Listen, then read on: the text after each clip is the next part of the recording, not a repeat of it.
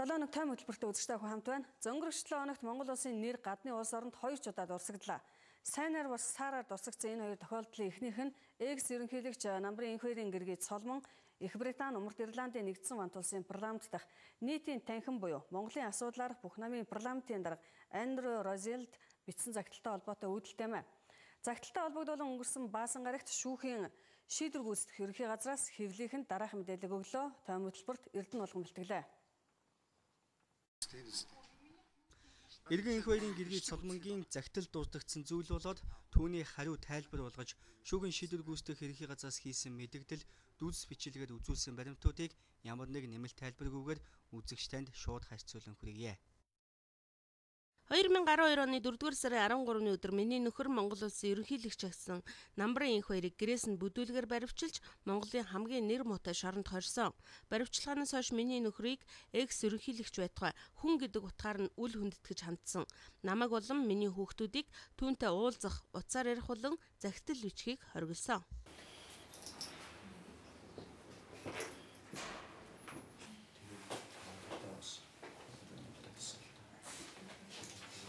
Автагаа би ээж битээр уулзах чадаагүй гэж хэлмээр байна.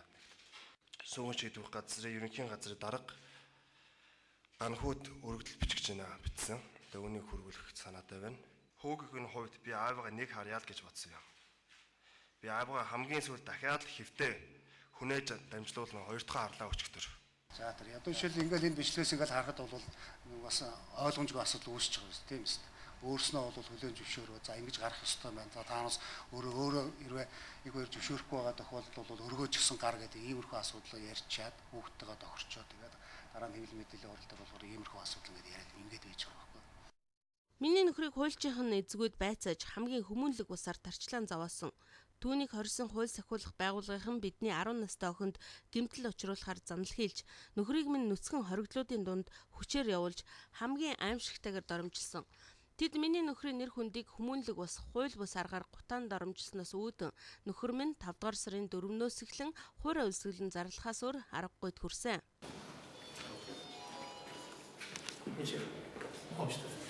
Таны нөгөө хамгаалалтын зүйлсүүд эдгээр энд хийж байна. Дахиад нөгөө хоёр тасч.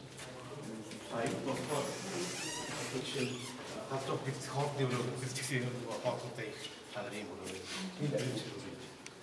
Энэ зэмсүүлэгч хүмүүс байна.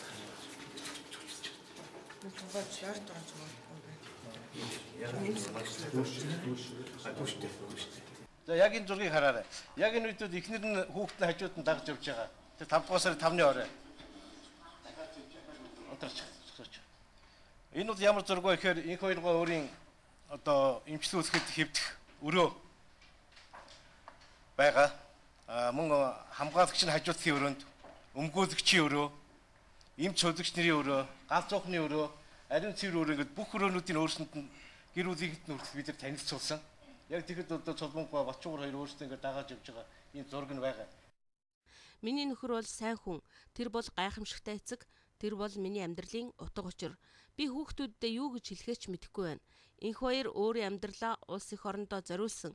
Гэвч одоогийн төрийн эрх мэдэлтнүүд нөхрийг минь зохиомол хэрэг үүсгэн баривчилж, бид нь хүнд хүчээр зовлон хүчээр учруулж байгаа зэрэг үйлдэл нь Монгол улсад ардчлал, хуулийн хэрэгжилт, хүний эрхийг хүндэтгэх байдал нь ямар шуухан байдалтай болж байгааг харуулж байна гэж бодохоор би сэтгэлээр ихэд унаж байна.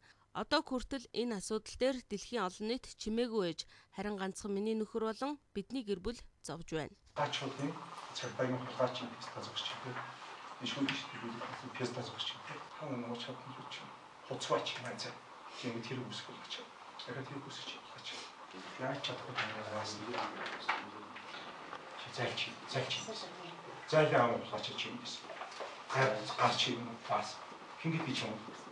Хаач гарч юм гэсэн. Зайлч. Бүсэн хийж осоод байгаа бас чи. Би хамаагүй шаачаад хийвэлч. Ард чи надад зүгтий хийж байгаа. Хийж чи. Ерөнхийдөө чи чамайг дуудаж байгаа баасаа гэж хэл. Монгол улсын ерөнхийдөө чи ихэр чамайг дуудаж чинь хулгайч гэж хэлж биш. За тэг чи биш. Биш. Чи хэлээд биш дээ. Тэг гэж биш. юунд юу мохоо гэдэг нь чамшиг айхын чамшиг айхын юугаар мохоо хүмүүсийг одоо янз бүрээр хараас өгсөн хүмүүстэй эвгүй сэтгэлд төрүүлэх зүйлүүдийг ярьж байсан л та. Энэ болгоныг манай албан хаагчид маш их төвчсөн, төвчээртэй хандсан. Үнийг хэлэхэд тэр хүн төрийн дээд албыг хашижсэн ч гэлээ гэсэн бас шүүгэн шийдвэр гүйцэх байгууллагын ажилтныг бас хүндэтгэх ёстой байсан. Хинч байдаг гэсэн би нэг хүндэтгээд ойлголцох байсан болов уу гэж бодож идэгий. Би нөхрийг минь даруйхан суллахад тус болно хэмээн гуйж энэхүү загтлаа бичиж байна. Миний нөхөр бол шудрах хүн. Би түүнийг нээлттэй зэмлэл буруу шалтыг хүлээн авч чадна. Шудрах шүүхээс айхгүй гэдгийг нь мэдэж байна. Ердийн гэмт хэрэгтнүүдийг ч шүүх хуралдааныг хүлээж авах хугацаанд нь ийм байдалд оруулдаггүй. Тэднийг гэр бүлийнхнийхээ дунд жирийн амьдралаа үргэлжлүүлэхийг зөвшөөрдөг шүү дээ. Би нөхөртөө түүний хувьд байдал үүнээс дор байх ёсгүй. Хуулийн шаардлагын дагуу байх ёстойг хэлсэн. Танд гүн талархал илэрхийлсэн Золмон. Жишээлбэл ингээд хоёр хүн ингээд харж байхад бол 400 Төв аймгаас ингээд гарахад бол ингээд гадаа хэвлэл мэдээллийн хэрэгслүүд их байна гэж тэгэхэд бол гарахтаа хүртэл ингээд одоо өмсөлжсэн гутмуудлаа тайлах хэмжээгээр ингээд тийм одоо үйл гаргаж байгаа байхгүй юу? Ашил гадаад хэвлэл мэдээллийн хэрэгсэл байхгүй байна гэж 461-ээс ингээд явхад бол ямар ч одоо тийм асуудал байхгүй зүгээр гараад явчих чинь тийм ээ.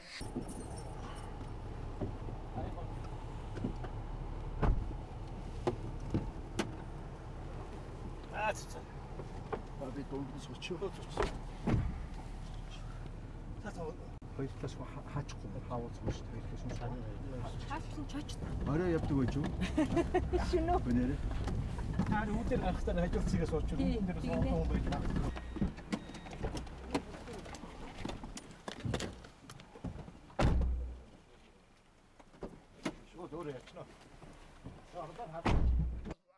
Шүүгэн шийдвэр гүйцэтгэх ерөнхий газраас түүнтэй холбоотой бүх процессыг өөдөө баримтжуулж байдаг юм байна.